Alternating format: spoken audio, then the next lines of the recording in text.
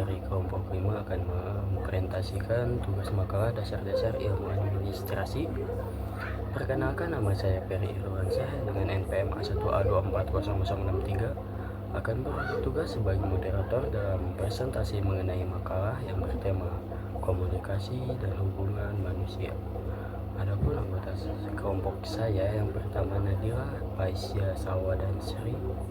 Baik, langsung saja kita masuk ke sesi penyampaian, pengertian, dan peran komunikasi dalam hubungan manusia. Saya persilakan kepada Nadira.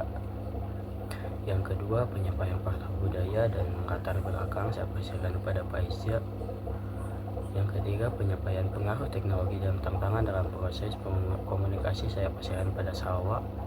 Yang keempat, penyampaian strategi komunikasi, saya persilakan kepada Sri. Dan yang terakhir, saya sendiri akan menyampaikan kesimpulan. Halo guys, perkenalkan, nama saya Nadira Wulandari, NPM A1A240067. Pengertian komunikasi. Komunikasi dapat dipahami sebagai pemindahan pesan dari komunikator. Secara sederhana, komunikasi terjadi ketika ada kesamaan antara penyampaian pesan dan orang yang menerima pesan, dengan tujuan tertentu dan dampak yang diharapkan.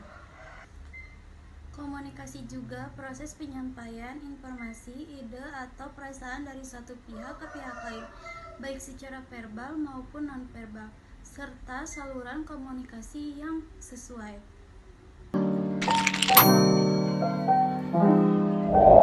Perkenalkan, nama saya Faiza Asbiah Khairunisa dengan NPM A1A240057. Pentingnya komunikasi dalam hubungan manusia. Yang pertama, mencegah miskomunikasi, memahami satu sama lain dengan baik, menghindari kesalahpahaman yang bisa memicu konflik. Yang kedua, membangun kepercayaan. Komunikasi terbuka dan jujur menumbuhkan rasa percaya antara satu sama lain. Yang ketiga, meningkatkan kualitas hubungan. Dengan saling berbagi pikiran, perasaan, dan kebutuhan, hubungan menjadi lebih intim dan bermakna. Lalu, memecahkan masalah. Komunikasi yang baik memungkinkan kita untuk menghadapi dan menyelesaikan masalah bersama. Yang terakhir, meningkatkan kebahagiaan. Hubungan yang dijalin komunikasi yang baik cenderung lebih bahagia dan memuaskan.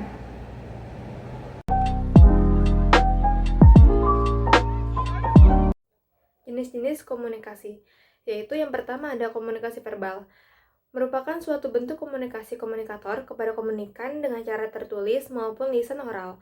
Komunikasi verbal menempati porsi yang cukup besar, sebab pada kenyataannya, ide, pikiran, atau keputusan lebih mudah disampaikan secara verbal daripada non-verbal. Yaitu yang kedua ada komunikasi non-verbal. Komunikasi non-verbal menempati porsi yang cukup penting. Banyak komunikasi verbal yang tidak efektif hanya karena komunikatornya tidak menggunakan komunikasi non-verbal dengan baik. Pada saat yang bersamaan, melalui komunikasi non-verbal, seseorang dapat mengambil suatu kesimpulan mengenai berbagai perasaan orang. Komunikasi berdasarkan ruang lingkupnya. Komunikasi internal dapat dibedakan menjadi 3 macam, yaitu yang pertama ada komunikasi vertikal yang terjadi di dalam bentuk komunikasi dari pemimpin kepada anggota, seperti perintah, teguran, pujian, dan sebagainya. Yang kedua ada komunikasi horizontal, yaitu yang terjadi di dalam ruang lingkup organisasi atau perusahaan di antara orang-orang yang memiliki kedudukan sejajar.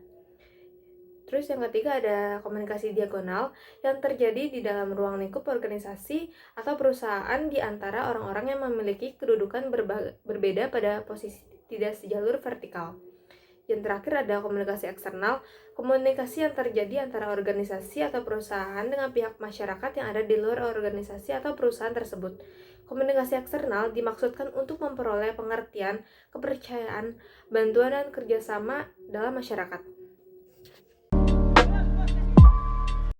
Cara meningkatkan efektivitas komunikasi. Yang pertama, pendengar aktif. Perhatikan sepenuhnya saat orang lain berbicara, tunjukkan minat dengan bahasa tubuh dan berikan umpan balik. Yang kedua, berikan umpan balik. Sampaikan tanggapan atas pesan yang diterima ini membantu memastikan pemahaman yang sama. Yang ketiga, jelas dan ringkas. Gunakan bahasa yang mudah dipahami dan hindari jargon yang tidak perlu. Yang keempat, sesuaikan gaya komunikasi. Perhatikan konteks dan lawan bicara. Gaya komunikasi yang formal mungkin tidak cocok untuk percakapan santai. Lalu perhatikan bahasa tubuh. Ekspresi wajah, gestur, dan postur tubuh juga menyampaikan pesan. Pastikan bahasa tubuhmu mendukung pesan verbal. Lalu kelola emosi. Lalu bangun kepercayaan. Komunikasi yang efektif didasarkan pada kepercayaan. Jaga janji dan tunjukkan bahwa Anda dapat diandalkan.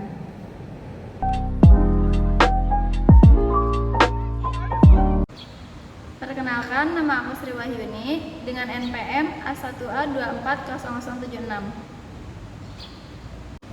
Hambatan dalam komunikasi. Yang pertama ada hambatan fisik, yaitu gangguan fisik seperti suara bising, jarak yang terlalu jauh, atau kondisi lingkungan yang tidak nyaman dapat menghambat komunikasi. Yang kedua ada hambatan psikologis. Faktor psikologis seperti emosi, sikap, persepsi, dan minat dapat mempengaruhi cara kita berkomunikasi dan menerima pesan. Yang ketiga ada hambatan semantik, yaitu perbedaan dalam pemahaman kata atau makna dapat menyebabkan miskomunikasi. Dan yang keempat ada hambatan budaya. Perbedaan latar belakang budaya dapat mempengaruhi cara kita berkomunikasi dan menafsirkan pesan.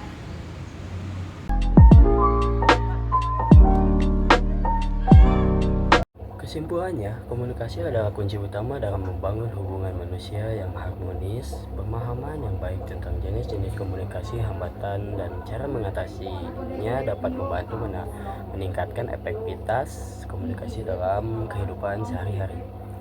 Cara kita berkomunikasi dengan orang lain secara langsung mempengaruhi kualitas hubungan kita. Komunikasi yang efektif dan memperkuat ikatan, sedangkan komunikasi yang buruk dapat merusak hubungan. Dengan demikian kami akhiri presentasi kami dengan harapan bahwa pesan yang kami sampaikan dapat diimplementasikan dalam tindakan nyata. Kurang lebihnya kami mohon maaf jika ada salah kata yang terucap, dan kami ucapkan terima kasih. Wassalamualaikum warahmatullahi wabarakatuh.